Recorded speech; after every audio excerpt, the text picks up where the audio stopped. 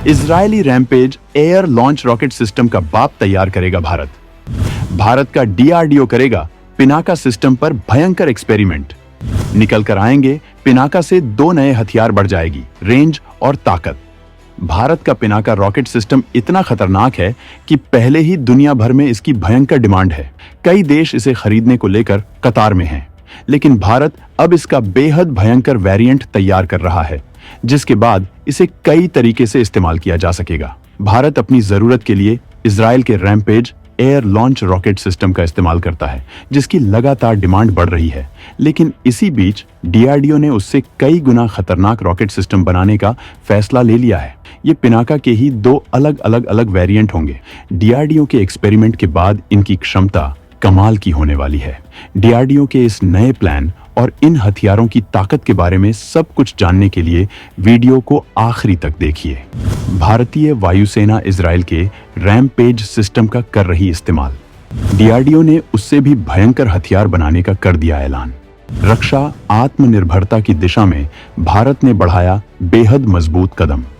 भारत इस वक्त अपनी रक्षा जरूरतों को पूरा करने के लिए ज्यादा से ज्यादा स्वदेशी हथियारों को सेना में शामिल करना चाहता है। डीआरडीओ भारत के इस मिशन में पूरी दमदारी से काम कर रहा है। इसी बीच उसने भारत के स्वदेशी रॉकेट सिस्टम पिनाका को बूस्ट करके इसकी क्षमताओं में बेतहासा इजाफा करने वाला है, जिसके तहत इनका इस्तेमाल वायुसेना के विमान भी कर पाएंगे। इन सिस्टम की ताकत और क्षमताओं के बारे में हम आपको आगे बताएंगे, लेकिन इससे पहले हम आपको ये बताना चाहेंगे कि डीआरडीओ ने इनके नए वेरिएंट बनाने का फैसला क्यों लिया।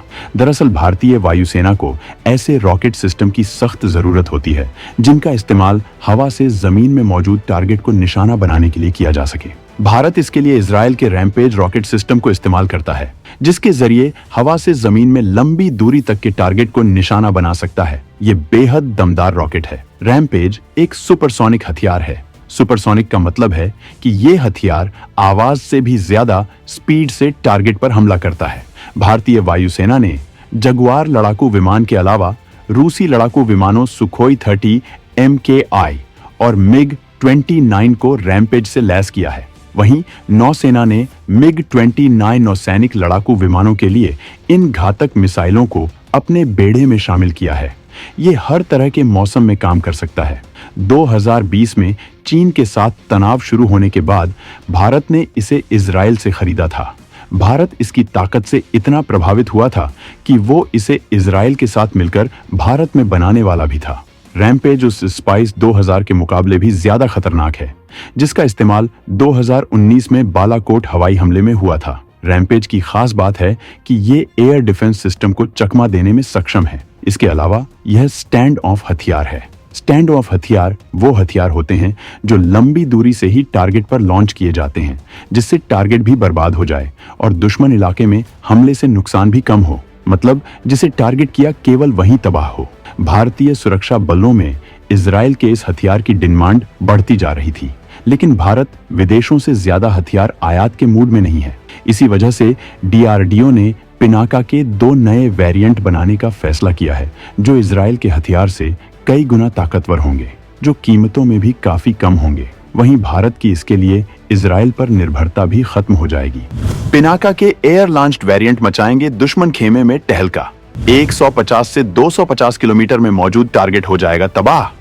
अगर इस खतरनाक रॉकेट सिस्टम की क्षमता की बात करें तो Pinaka multiple launcher rocket system है। ये पूरी तरह से स्वदेशी है। ये पूरी तरह से ऑटोमेटिक है। हर लॉन्चर में 214 मिलीमीटर के 12 रॉकेट होते हैं। पिनाका रॉकेट्स की स्पीड ही इसे सबसे ज्यादा खतरनाक बनाती है। इसकी स्पीड 5757 किलोमीटर प्रति घंटा है, यानी 1 सेकंड में 1.61 किलोमीटर की गति से हमला करता है। इसके कई वेरिएंट हैं, जबकि मुख्य तौर पर 2 वेरिएंट्स मौजूद हैं, जबकि तीसरे का विकास किया जा रहा है। इनमें पहला है पिनाका MK1, जो 44 सेकंड में 12 रॉकेट दागता है, यानी हर 4 सेकंड में 1 रॉकेट।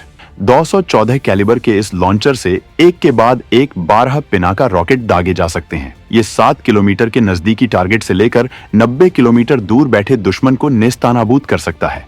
पहले वेरिएंट की रेंज 45 किलोमीटर है, जबकि दूसरे वेरिएंट की रेंज 90 किलोमीटर है। वहीं डीआरडीओ अब इसके 2 नए वेरिएंट पर काम कर रहा है, जिनमें से एक की रेंज 150 किलोमीटर जबकि दूसरे की रेंज 250 किलोमीटर होगी, जबकि इसे आगे चलकर 300 किलोमीटर तक बढ़ाया जाएगा। इस लॉन्चर की लंबाई 16 फीट 3 इंच से लेकर 23 फीट 7 इंच तक है। इसकी खास बात यह है कि इसे हर मौसम और हालत में इस्तेमाल किया जा सकता है। इसको लद्दाख और अरुणाचल प्रदेश में इस्तेमाल करना जितना आसान है, उतनी ही आसानी से मरुस्थल वाले इलाकों या सूखे पहाड़ों वाले क्षेत्रों में इस्तेमाल किया जा सकता है। 2014 तक हर साल पिनाका रॉकेट लॉन्चर की लगभग 5000 मिसाइलों का प्रोडक्शन किया जा रहा था। बाद में इसके अपग्रेडेड वर्जन का प्रोडक्शन किया जाने लगा।